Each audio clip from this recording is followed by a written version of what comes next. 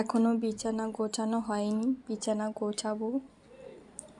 বৃষ্টি চলে এসছে বাইরে, এত জামা কাপড় কেচেছি, এগুলোতে এখনো শুকানো হয়নি, সব ভিজা, এগুলো সব ভিজা। আর আমি শ্যাম্পু করে নিয়েছি, কারণ যখন স্নান করবো শ্যাম্পু করবো, মেয়ে কান্না করবো, ওই জন্য করে আগে শ্যাম্পুটা করে নিলাম, তারপরে স্নান করবো। আজ ঘরের কাজগুলো সেরে নেবো, তারপর স্নান করবো। তো চলো এই কাজগুলো করে নিই। মেয়ের জন্য দোলনাটা খাটিয়ে নিয়েছি, মেয়েকে দোলনাতে রাখবো।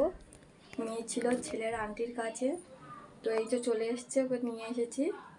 তুমি দোলনাতে থাকবে? হ্যাঁ, দোলনাতে থাকবে? ও আন্টি কাছে ছিল বলে আমি শ্যাম্পুটা করে নিয়েছি।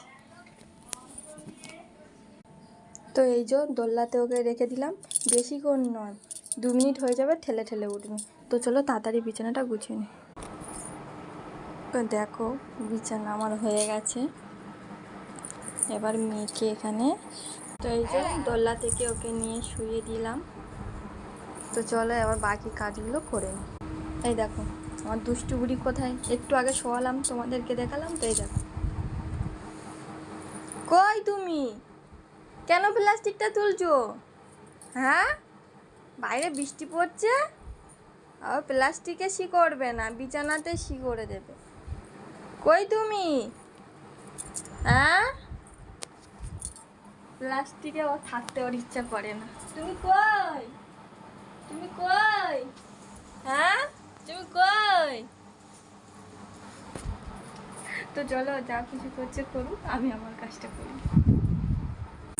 ছেলেকে খাইয়ে রেডি করিয়ে দিলাম, আর একজন করে কান্না করছে, ছেলের ব্যাগ রেডি। তো দেখলে ওকে রেডি করিয়ে দিয়েছি, মেয়ে ওখানে কান্না করছে। এবার ওকে মোজাটা পরিয়ে মাথাটা ছিনে দেবো, ব্যাস কমপ্লিট স্কুল যাওয়ার জন্য। তারপরে আবার যেরকমই সকাল থেকে মা মেয়ে ছিলাম, ওরকমই মা মেয়ে থাকবে। আমার স্নান করে ঠাকুর দিয়ে সব কাজ কমপ্লিট। এখন আমি পানটা খেয়ে নেব। একটা মাছ ভেজে নিয়েছি, একটু পেঁয়াজ, একটু লঙ্কা। তো চলো আমি খেয়ে নিই, তারপরে ঠিক করবো কি রান্না করবো।